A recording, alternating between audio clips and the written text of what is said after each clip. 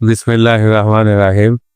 সম্মানিত চারঘাট বাঘাবাসী, আপনারা জানেন আগামী 12 ফেব্রুয়ারি জাতীয় সংসদ নির্বাচন অনুষ্ঠিত হতে যাচ্ছে।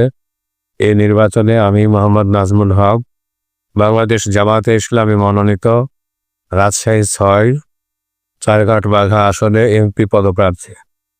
আমার প্রতীক এবং আমার দলীয় প্রতীক দাঁড়িপাল্লা। আপনাদের সকলের নিকটে আমি আমার প্রতীক এবং আমার দলীয় প্রতীক দাঁড়িপাল্লা মার্কায় ভোট প্রার্থনা করছি। আপনাদের ভোটে মহান রব্বুল আলামিনের রহমতে আমি নির্বাচিত হলে এই এলাকার জনসাধারণের কল্যাণের জন্য কাজ করব। সন্ত্রাস, দুর্নীতিমুক্ত, চাঁদাবাজমুক্ত, নিরাপদ এবং মানবিক বাংলাদেশ গড়ার জন্য কাজ করব ইনশাআল্লাহ।